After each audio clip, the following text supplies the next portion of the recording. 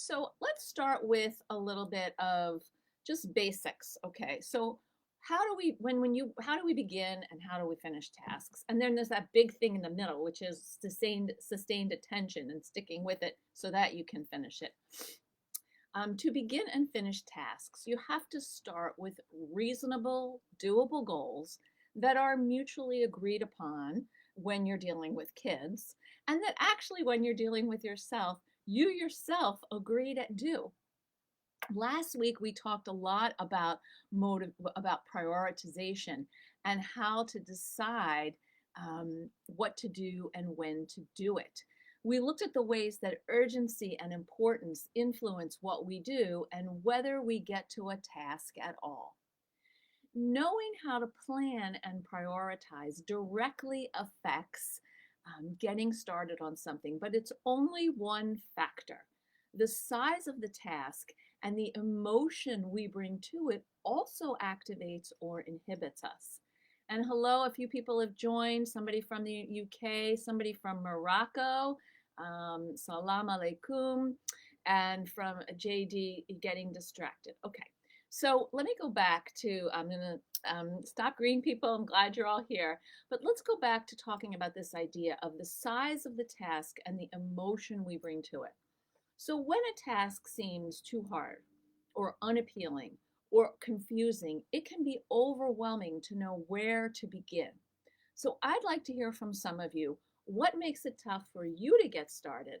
And what might make it tough for your child or teen to get started?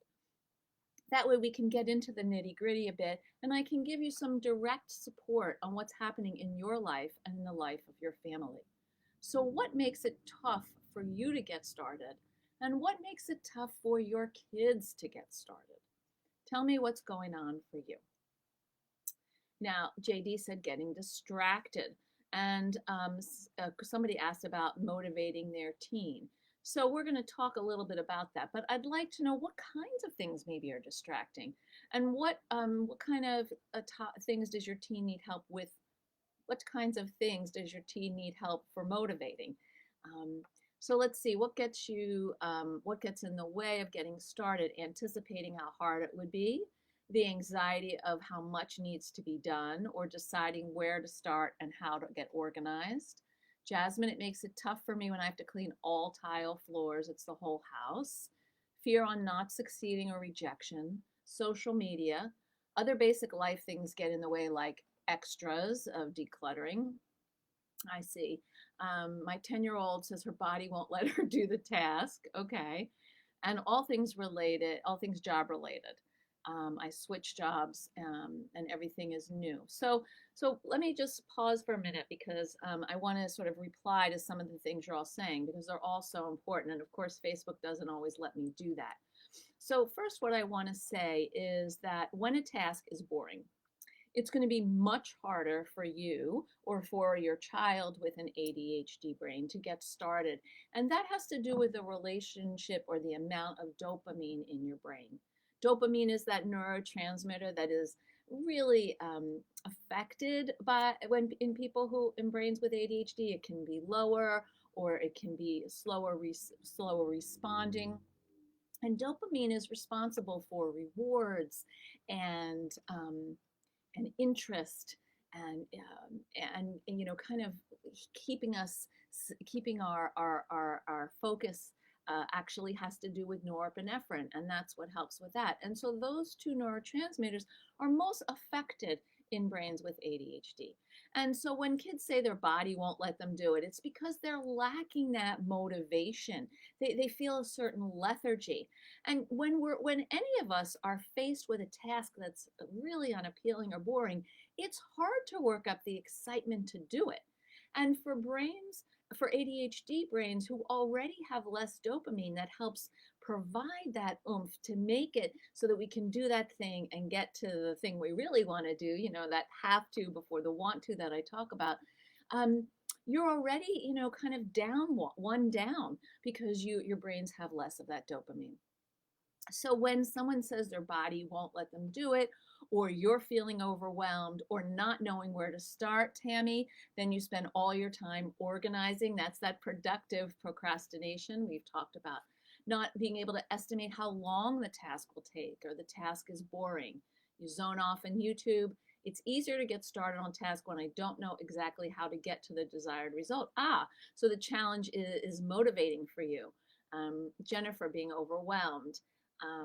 Fear that I won't have anything to look forward to when the task is completed. So cognitive distortions. Interesting, Chris. Thank you. Popcorn ideas exploding out of my brain. So what I'm hearing a lot of is overwhelm. That there's, I'm not sure where to get started. I have all kinds of ideas at the same time. I'm afraid that I won't get it right, or when I'm finished, then there'll be nothing to do, and that boredom is very unappealing. Stephanie, I'm interested in this. All of a sudden, things I need to do that are completely unrelated to what you're trying to do become very important, or you're not interested in the topic at hand. Thinking of the steps to finish the task is overwhelming. Sensory issues can make things worse, particularly for children. Lynn, you're talking about the pressure. So let me say a few things about this. So being tired, the fear of basically being embarrassed, falling on your face.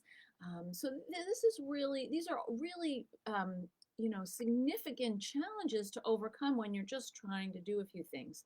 So last week, what we talked about is the difference between urgency and importance, and why that can help you organize the tasks that you need to do, right?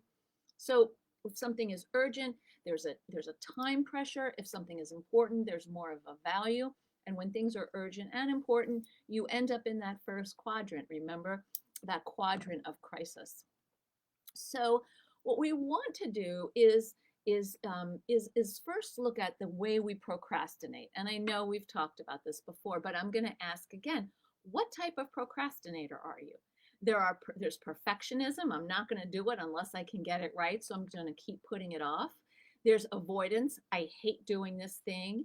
It seems huge, like climbing Mount Everest. I don't know where to begin to climb that mountain, so I'm not going to try. And my personal favorite, productive procrastination. I do other things that are actually important, but not as big as that big task that seems overwhelming or super time consuming.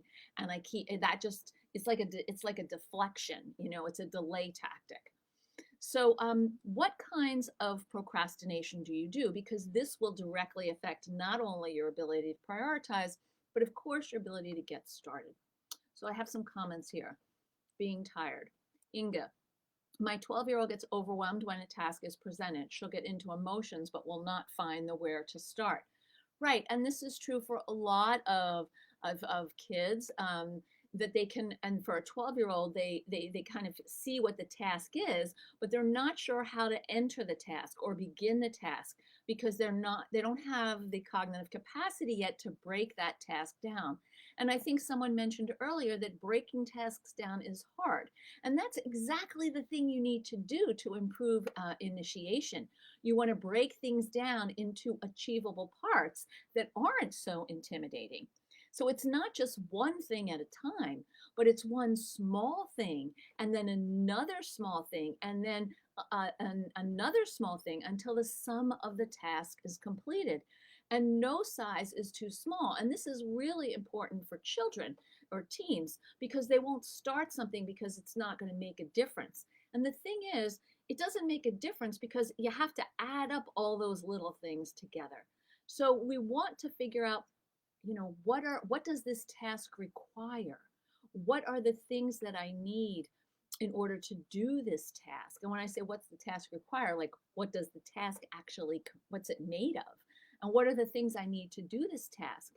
And a higher level approach is to actually consider how long do I think this task will be? And these are things that are very difficult for children and also for many adults with ADHD. So let me get to some of your comments because I'd really like to respond. Stephanie, it's hard when something has emotions around it, like calling about bills. Absolutely, I couldn't agree more. And I was actually going to say something about emotions. So when we have to do a task that is unpleasant, or there's shame around it, or you're thinking you might get bad news, you will push that off and just make that mountain bigger. Because fear is a very, very great way to avoid doing things, right? I'm afraid of what's going to happen. I'm afraid of the news I'm going to get. I'm afraid I won't be able to show up or measure up. And so we push it off. And the thing about fear, and with any emotions like anger or frustration, is we want, when we're faced with doing something that we don't like, we have to start small. So maybe it's not calling about bills. Maybe it's calling about one bill. And maybe it's just getting information rather than actually, finding out who you need to talk to. And instead of, having that and then being connected to that person and then having the conversation, maybe it's enough just to create a list of names, who you need to talk to, and then do one day at a time. The other thing that I think is important that we want to think about are incentives. And yes, as adults, we need incentives just like our kids. When you're using incentives with kids, you want the incentives to be collaborative, so something that matters to them. But you also want to have a backup plan for the days that they don't feel like, even for feeling that, that they don't feel like doing the agreement. I don't feel like doing that. I'm not going to do that agreement. Okay, what's the backup plan that you've set up that your child has agreed to? And maybe that would be, I don't get to, play my computer game today, or maybe that would be, I have less free time on for my phone, or some other incentive. So let's see. So Nancy, knowing where to start, self-esteem. So what happens when you have a task, and maybe someone could suggest a task that they're struggling with, and I could help you break it down. Because when you have a task, it always has components. And that's hard to see because it's challenging enough for people with ADHD just to make a list of the tasks and prioritize them in terms of like time pressure or importance. We also want to think about tasks in terms of hard, medium, and easy. Some people, when they have tasks, they like to do the hard thing first and get it over with. I was talking with a teenager yesterday who said the hard thing first. Absolutely. Some people like to do the easy thing and get in a flow. I myself like to do the easy thing a little bit and feel like, okay, I'm warmed up, I'm ready to take that thing on. But I have to limit the easy things. Otherwise, I'll spend my whole morning doing the easy things and I won't get to the big thing. And then what will happen is that I'll be angry at myself after. And I want to avoid that experience. And this is where our emotions help us. And they are linked to our working memory. We know what it feels like not to finish something. We don't like that experience. And yet, because of living with ADHD, it's harder to sort of rely on what that memory is, and that it feels real so you can get to the thing you need to do. Susan, you said deflection. And of course, Facebook is erasing comments, so I'm terribly sorry. If I don't respond, send it back again. Tina, I said the other day as I started project, I hate that they do that. Tina, send it again. Preferred tasks versus more. I'm not sure what that you mean. Heather, talk together and work it out by asking your child, how can we do this task? That's exactly right. So what I'm talking about where your kids are concerned is collaboration. And that means having a collaborative conversation. What are we going to need to do for this? What are the components? How are we going to do that? What's the approach? And we want to put a have to before a want to. So your child may be able to concentrate for 5 minutes or do 3 math problems and then need a body break and then do another 3 math problems. That's fine if you work on it together. And that's the important thing, because kids won't have buy-in for programs that include some of their challenges. Zach, I've gotten better at giving myself grace, but it's hard for me to recognize when I'm doing it without outside help. I can imagine that that's true. I think that a lot of people with ADHD have such a loud negative voice in their heads, in your heads, about what you're doing wrong and how you could do it better. And for those of us, myself included, who struggle with anxiety, that's part of that voice. And so we have to try to take stock.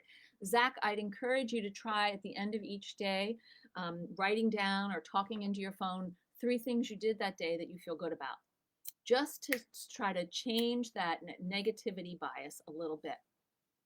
Non-preferred. I see. I see. Got it. What's interesting versus non-preferred. Okay. So all or nothing thinking is a barrier as well. I really appreciate your saying that, Stacy. So I want to talk about what Nancy's saying, preferred and non-preferred activities, and all or nothing thinking. So we don't generally have trouble getting started on preferred activities or preferred tasks. You know, if you like to cook and you're going to cook dinner, you have friends over, that's something you're excited about. You'll grocery shop, you'll think about what you want, you'll plan for that. But if you have to think about like taking your trash to the dump, which is something you don't like, you're going to avoid doing that, and it's going to, it's going to seem complicated, and you got to do whatever what you need to do to get there. And so we'll procrastinate on those non-preferred items. And what we want to do is break those non-preferred items into smaller chunks, or reward ourselves with a preferred item after a non-preferred item. Okay. One of the things that Stacy says in terms of the all or nothing thinking, that's right. Either I do all of this task or I only do some of this task. And kids do this particularly. It's like, oh, I'm never going to finish it. I don't know why I'm going to get started.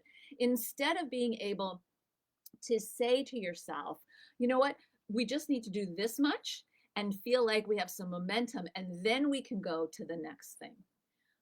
Jasmine, a lot of people waste a lot of time on social media. You're not alone.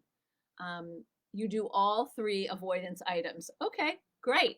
So we want to notice when you're doing what. Like there might be certain things that you're perfectionist for, certain things you avoid, and other things you do productive procrastination.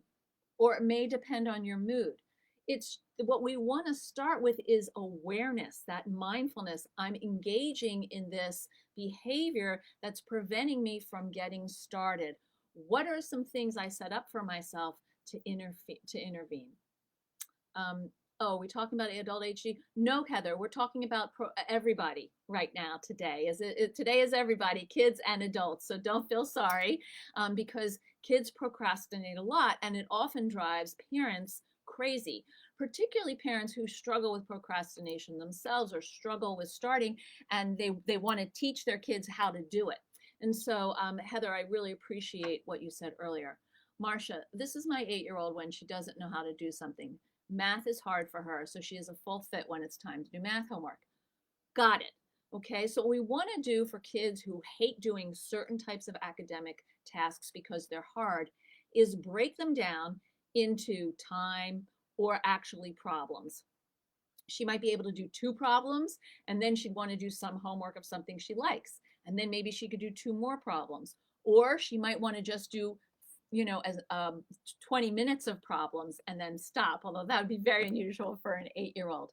So we want to try to set up some kind of system where you do the unpreferred task and then have an incentive or a preferred task that you can relax and enjoy, so that there's a flow. Okay. And it's worth talking to our kids. Like how do you like to work? Is it that easy, medium, hard? Is it hard and then medium and easy? What is the way you like to do tasks, and what tasks do you assign to hard? So Marcia, for your 8-year-old, it would be math. Randy, this is the writer of Wait and Why, but he has a cartoon explanation of procrastination. We'll add info when the talk is done. Thank you so much, Randy, or just add it now, and Annie can add some stuff to that. Gemma, my 7-year-old has traits of ADHD, and I'm convinced he's got ODD also. I'm so tired and exhausted as to how to deal with his unpredictable behavior. He's angry, loud, screaming noises, does stimming when excited, refuses to do homework if he's not interested in that topic, never completes a task, loses interest within minutes. Does any of this sound familiar? I would say this probably sounds familiar to many people. And I want you to remember something. Your 7-year-old, in terms of how his brain is developing, remember from the back to the front and the inside out, is about, in this particular area of cognitive functioning in terms of executive functions, is probably more like a 4-year-old. And you would have very different expectations for a 4-year-old than a 7-year-old.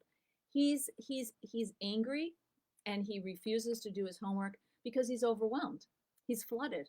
His senses are overwhelmed. And if he's not interested in that topic, either maybe he shouldn't have homework for a little while in that topic, or he can do the homework at school where the teacher can supervise him and assist him. And if none of those things are possible, then I would really talk to the school about what is the value of a 7-year-old doing something they hate and having a meltdown. And could they adjust maybe the amount of whatever that homework is to fit your child? And that's where an IEP, or in the United States, or a 504, the accommodation plan, comes in. Gemma, lots more traits, but I tried to keep it shortish. Okay, thank you. Michelle, cluttered spare room. Oh, those cluttered spare rooms, cluttered closets, cluttered drawers. Marie Kondo would have a field day. So we put things in those piles because we don't know where they go. And if you want to sort that clutter, think this way. You need a box for keep. You need a box for a giveaway. You could do trash bags too. A box for keep, a box for giveaway, a box for throwaway. And then sometimes you need a maybe bag. Like, I'm not sure. I know I want to keep this. I'm not sure about that. I definitely don't want that. And this has holes in it and it's on its last leg. I'm going to throw that out. We need to have that maybe container because then you can come back to it. And it's usually better for people with ADHD to have a friend or a family member help you when you're trying to declutter. Recently, I was packing my daughter up, and her friend came over and helped her deal with sorting her clothes. And I'm convinced that if her friend hadn't been there, we would have been up till 2 a.m, arguing, crying, yelling at each other. But instead, it was very civil, and we got it done. And that was really great. Tammy, your teen and their college essay. Oh, procrastinating with college essays. Maybe we should do a whole Facebook Live on that. So kids procrastinate about their college essays for a whole number of reasons. 1, will I get into the school? 2, am I good enough? So much has to be perfect about this essay because everyone says your essay is the most important part of your application. It's just debilitating. And so what we want to do to help our kids is to break the task down. And sometimes you might be able to do that, and sometimes they might do better if you can afford it with a tutor or somebody who works with teens on college essays. Maybe an English teacher at school would be willing to help. I think what's useful about that is to set some specific times when the college essay is to work on the college essay or to talk about the college essay, and then not talk about it other than that, because if you bring it up all the time, it's going to increase their anxiety and get them angry. Getting ready for school, that's a great way. There's a lot of procrastinating that goes on in the morning, and one of the things that can help with morning and evening procrastination or initiation is really having a routine. And having the routine be simple and having it be linked to something they want, like an extra story or a few extra minutes awake, or maybe some screen time privileges the next day. Okay. Huge clutter shame closet. Kathy, don't feel ashamed. Get someone to help you and do what I just talked about. And maybe all you're going to do is the keep stuff or the throwaway stuff. Break that, where you can break it down even into smaller chunks. I'm going to open my clutter closet and I'm going to just look at, the bottom quarter, and whatever is in that, I'm going to take out. Stacy, I like making the list, just not the task. Yes, going through clothes that don't fit, don't like. That's a tough one. And I think it's a really tough one now with COVID because we haven't all been wearing our regular clothes. But I think clothes that don't fit, you haven't liked. I think the general bar is 2 years if you haven't worn it, or in 2 summers, I think you could get rid of it. Latte, the 2-minute rule is a trap for me. Busy work spiral. So Latte, Lynn, I'm sorry, Lynn, could you explain what the 2-minute rule is to you? Taking my licensing test and studying for it, self-doubt. Right, so this is where we talk about the emotional side of initiation. When we feel stressed, when we doubt ourselves, we're not going to be able to concentrate as well. We're not going to want to sit down and do the thing because it's unpleasant, because there's this looming, goal. But then if we don't do it, there's this looming goal. So it's kind of like a lose-lose proposition. And I think that, when you're facing a big exam like that, Tammy, take a deep breath. You're going to take that test and you're going to pass it or you won't. And if you don't, that's okay. Plenty of people don't pass and they have to take it again. And if you do, great. So you give it your best shot. You take a prep course, you follow the instructions, get an accountability buddy. And I think this is true for lots of things that we have to do that we don't want to do. Can we have an accountability buddy? I talked to someone recently and she was on her phone doing something that she didn't want to do around the house, and she was talking to her sister, and her sister was kind of like keeping her company. And we call that, it's an accountability buddy, but it's also a body double. And this is what kids need. When you say pick up your room, they'll pick up 3 things and then they'll get distracted by one of those things and they'll just hang out with that thing. But you could sit there and you can say, if you pick things off the floor and they're clean, I'll be the folder.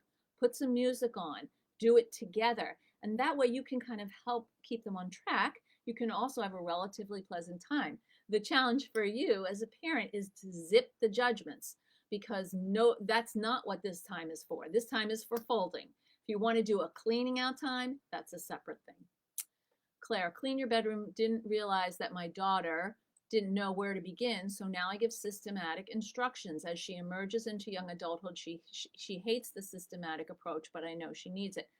Excellent, Claire. Sometimes kids actually just need a little list, like pick up your socks, then put your pajamas away, or whatever it is. It is important to give systematic instructions. And what happens for tweens and adolescents is part of the adolescent pushback is don't tell me what to do, but they need it. And so that's the complicated part. There's this push-pull, like, I don't want to listen to what you have to say, but I actually can't do this on my own. I need help. And so talking about it together and collaborating will actually get you the results you need. Yes, Jennifer, okay. Zachary, it's hard for me to decide when is good enough. So for you, I think one of the things, Zachary, is forget about good enough. Just whatever is okay or fun or good. It doesn't have to be good enough. Whatever went relatively well, you're going to put on your 3 list. Okay, Zachary, I was wondering, how do you recognize what kind of break you need in between and for how long? Okay, so what you want to do is think about, for me, and I think it's different for adults and for kids, and then teens are somewhere in the middle. How long can you work before you get distracted, bored, or really just start to zone out? So that can be anywhere from, for a child, 5 to 10 minutes. For a teen, it could be 15, 20, maybe minutes, or sometimes an hour if they're hyper-focused and they enjoy it. And then you need a little bit of a break, 5, 10 minutes. Sometimes kids need longer than that. In general, you want to do a couple chunks of work and then take a longer break. Take a walk, go outside. So I think you should do it that way. What to do when your 11-year-old gets stuck on a non-preferred task, couldn't get him to start, such as writing. Okay, so one of the things that happens a lot with kids with writing is they have these ideas and they can't get anything out and they feel very pressured. And so what seems to help with a lot of kids with ADHD who struggle with writing is talking. Instead of going to the paper first, let's have a conversation. We can record it on my phone, and then we can come back to that and see what of that we could use to write. Most kids with ADHD can talk through something with you better than they can write it. Writing involves all 11 executive functioning skills at the same time. It's very, very challenging, but talking can be easier. So I would start with talking through. Zachary, you often over-reward yourself. Okay, well, if you know you do that about yourself, then I would suggest putting some limits in advance and use Post-its. I have like 6 on my computer right now to remind me of, inspirational ideas like be the lighthouse, spread the light, or real is better than perfect. Whatever you need to help you with your rewards. Susan, I'm aware that I avoid all housework. There are 2 parents and 4 kids with ADHD in this house. God bless you. It's overwhelming and my anxiety spikes, but I hyper focus on my work. I'm very organized virtually at work and a complete basket case in my physical life. That must be very frustrating for you. And I want to say, you know, having all two parents and four kids with ADHD, that's a very challenging mix. Be kinder to yourself, maybe, and pick one area at home that you would like to be more organized in. In fact, have a family meeting and see where everybody says, like, what's the one area as a family we'd like to be more organized? Start there. And then you'll feel like you're making some headway. If you're trying to organize here, there, and everywhere, it's like playing whack-a-mole, and you'll just be discouraged over and over again. I can't do that, Susan. Thank you, Stephanie. You can always watch this on the replay. Patty, how do you communicate or manage the parenting approach differences between siblings? So that's actually a really great question. It's not quite here what we're talking about now, but I'll just say shortly, Patty, that you set up the general sorts of routines and agreements in the family about how you do things, and then what's being done for those are age appropriate. So for example, everybody in the morning you get dressed and have breakfast and go to school. How each child does that might be different depending on their age. I get stuck in the middle of decluttering and wondering why I even started. Right, so in those cases, it means that you probably are taking on too much. And I would really encourage you, Michelle, to ask for a friend or a family member to come help you.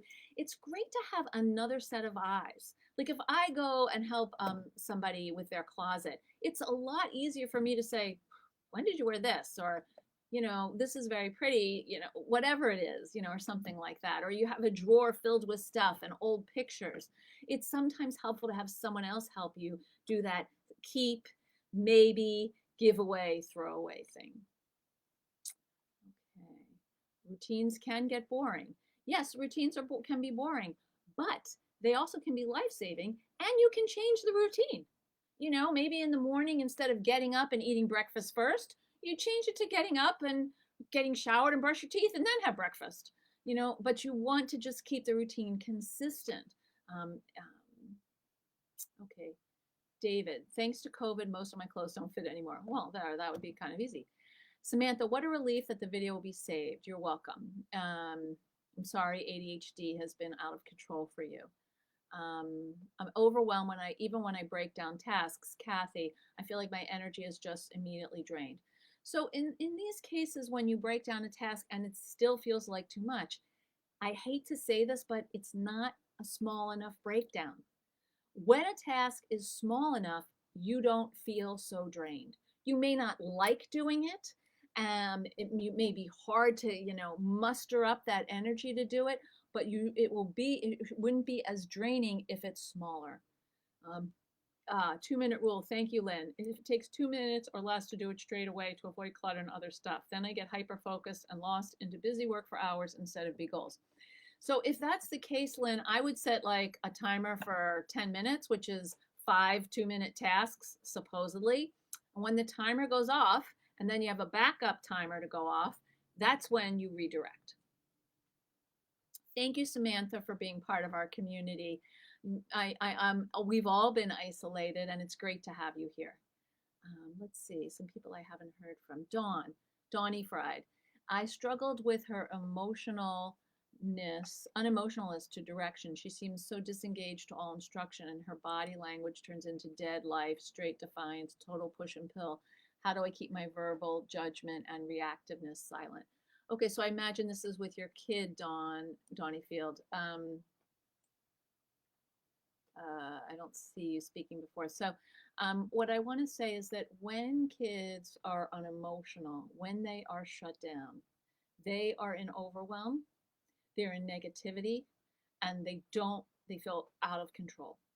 And so she's shutting down because she's trying to get back something. She's trying to get back on target, trying to feel like she has some control, trying to assert herself in some way. So I think what's important is to really reflect back what you're saying and try to see if there's something that she is interested in doing. So I understand you don't want me to direct you. These are the things that need to be done.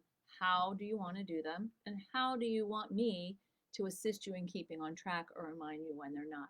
Put it back on her. This is very important for teenagers. Put it back on them.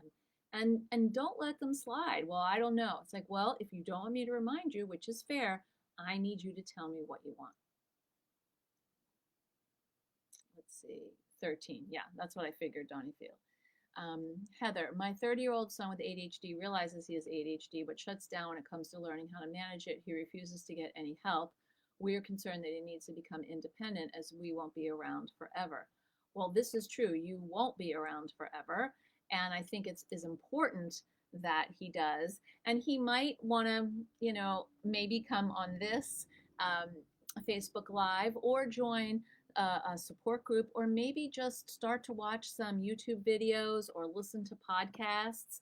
I know Attitude has a podcast, and there are many other people who do podcasts. A lot of coaches have great podcasts, and that might be a good place to start. That's non pejorative. Elena, my 8 and 10-year-olds have to be told every single morning and night to wash their face after brushing their teeth. Okay. Even wrote it on their mirror and they still skip it. How do we get them to do that without constant reminders? I think at 8 and 10, if we do the math, it's more like 5 and 7. We would expect to remind a 5 and a 7-year-old to do those things. And I guess what I want to say is, it's frustrating, it's boring. You could refer to them to the sign on the mirror. That might be, one way to do it. Hey, did you check the sign in the mirror? I'm not sure you did. That can actually be a step beyond, or beyond the did you wash your face, because now they're actually having to check something, and that activates different kinds of thinking in our brains, and it teaches them I have to look at something to remind myself what it is to do, so they start to learn how to cue themselves. Nancy, try using language. Example, looks like you're done eating. They stop, a plate, and think, a plate is on the table. Right. So that's a great thing. You can also ask them, what do they see? What do you notice is still on the table? What might we want to do with that? That kind of language helps them sort of click in. Michelle, thank you. I'm glad you're here. Your entire house is a clutter zone. Hearing a lot of great ideas, just need to put them in action. That first step, baby steps, small steps. That's all you need. You just want to do one thing. You're welcome. Okay. You're welcome, Elena. Let me see. I think there were some questions I skipped. John, you turned 40 and my ADHD brain still needs to talk everything out. Thumbs up. Thank you so much for saying that. It's just zero energy. I understand that. It's hard to summon up energy for things you don't want to do. And I think that's why we have to do what we do with our kids. We put a have to before a want to. So I really want to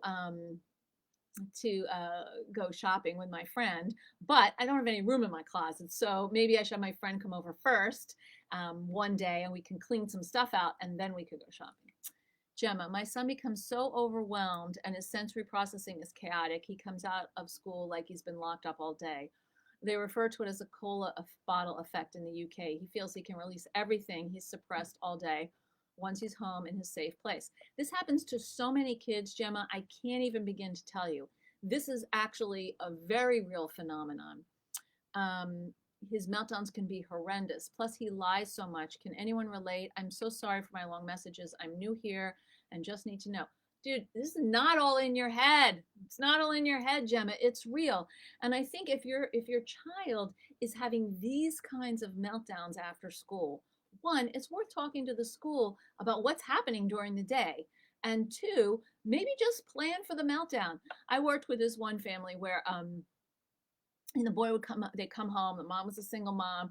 She picked up both kids from school. One was the boy was 8 with ADHD. The daughter was 10.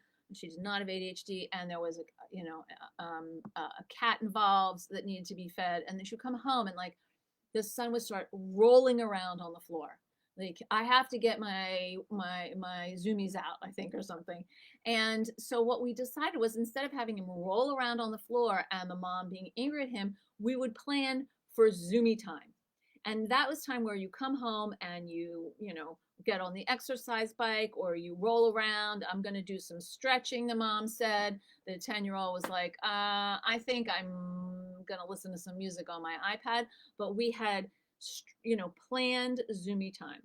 And if he's melting down, are there physical things that he could do? Could he play with a basketball? Could he jump on a trampoline? Could you go for a bicycle ride? Something where you can channel all of that energy in a more appropriate, better way. Okay, let me see what else we got here. Okay. Maggie, will you please expand?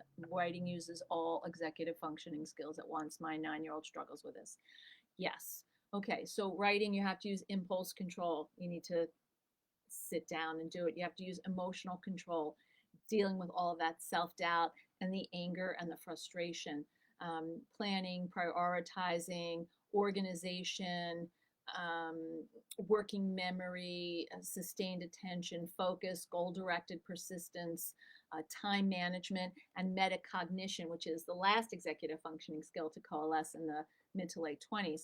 And that is like, how am I doing? You know, do I check my work? How's it going? So writing uses all of those. And so it's very difficult for kids with ADHD. That's why there's a lot of interventions to help them with writing. And if your child is not getting support on writing, he should. Let's see. Your 9th grader lies all the time. So we've talked about lying in the past, but I'm happy to do a Facebook Live on lying in teenagers. I think that would be great. I'll talk with Annie about that offline. But kids lie because A, they think if they tell you a lie, maybe you'll believe it. B, maybe they'll believe the lie. C, they want to avoid the consequence of the thing that they did. And D, they feel ashamed of what they did and they don't want you to know about it. Okay, Maggie, that's great. Yes. Jennifer, I have ADHD and my husband does not, and we're both working from home. He tends to be more of a micromanager, which can be helpful sometimes, more often than not. I'm studying for annual insurance updates, and he's constantly asking me what's happening. Honestly, it's not motivating at all. If anything, it pushes me in the other direction. I understand that. I've told him this, and he just wants to be helpful. I want to get stuff done during the school day so I can be available to the kids, 12 and 8, but I feel so tired and drained that I'm drained and unmotivated. Right. So I'm guessing that it would be useful for you to think about what ways is your husband helpful to you when you're working? And if you're working from home, do you have a laptop and can you take it to a cafe, put your noise canceling headphones on and do some work there?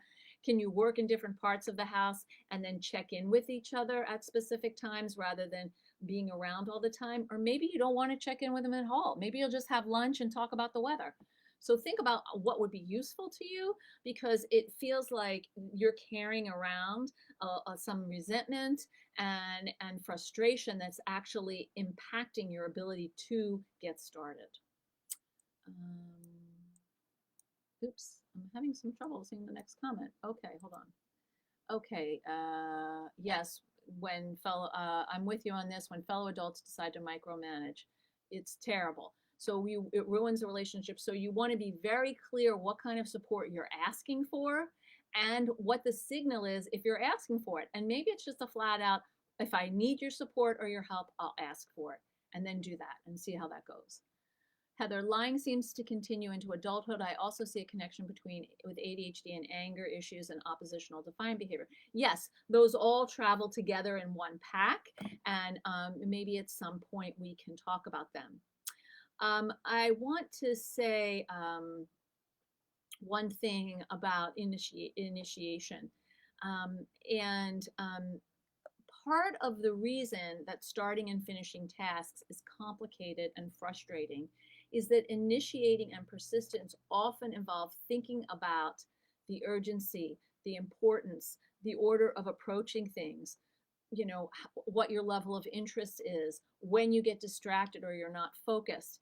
And all of these things are happening simultaneously, and each one of those things can be challenging for ADHD brains. And that's why it's so important for you to set smaller, realistic goals that may come together like puzzle pieces into something bigger, but that you have smaller things that you can say, I'm working toward, I'm making progress on, okay? Make sure you work for a specific period with a specific break, and think about a body double or an ally to help you, okay? You're most welcome, Jennifer. When someone micromanages you, I don't know about you, but when someone micromanages me, I get really upset. I get angry. It feels like they're not trusting me, and that they have the best way to do it. They're not interested in what I have to say about my way of doing it. And this happens for people with ADHD and people without ADHD. So no one wants to be micromanaged. And the best way to do that is to be very clear about what you do want. What do you want? And ask for it and set up those terms, and make sure you can come up with some sort of redirection comment like, thank you for your input, but I didn't really ask for it. If I want your help, I'll let you know. Or thanks for that suggestion. I have my own ideas. I'd love to talk through them, but I want to try to do what makes sense to me first. Okay? Gemma says, my son's dad does this all the time. I'm convinced he has ADHD, but won't accept his son, and this has caused our relationship to break down. I'm sorry, Gemma. That sounds very hard. So I want you to know that I have a downloadable handout for you. It's called Harness Grit and Get It Done. And if you go to this link here, this might be some tips to help you get started and stick with something. And I hope that it will be useful to you. Nancy says, this year I got a whiteboard for the kitchen to make a list, school classes, it seems to be working. That's great. And I hope you got that idea here, because I'm constantly talking about whiteboards or chalkboards where you can put everything up into a visual map. This not only helps kids and teens with ADHD, but it will help you. And I'm going to show you something to let you know I walk the walk that I talk. Hold on. Okay. This is overwhelming, but it is my week, okay? And I created this for myself because I was actually going crazy. I didn't know where to put things and how to do them. So I created this whiteboard, and all of these are like little post-its that I can pull off. So when I have clients, when I have a certain presentation, I have time for that. But mostly it was just arranging my clients, making sure I wrote lunch break and took a walk. So think a little outside the box. Post-its are your best friend. I love these things. I wish I invented them. And whiteboards are great. Chalkboards are great. Make it visual so you can play with it. And you can make things visual when you're trying to get started also. And you could do a flow chart. If you're creative and artistic, it doesn't have to be words. It could be pictures. That's also good for some kids with ADHD who aren't super comfortable with reading yet, or just like the fun of the arrows going this way. Have fun with it. What's it called when you accomplish things but not really what needs to get done? You mentioned it earlier. Yes, productive procrastination. You do other stuff that needs to get done, but you leave that really big important stuff for later. Russell Ramsey calls this procrastivity, where he talks about something nearby related to it. All right, check out my downloadable, and I'll see you all next week when we do part 3 of motivation. Looking forward to it. Have a great week. Break it down, everybody. Break it down into small chunks. Take care.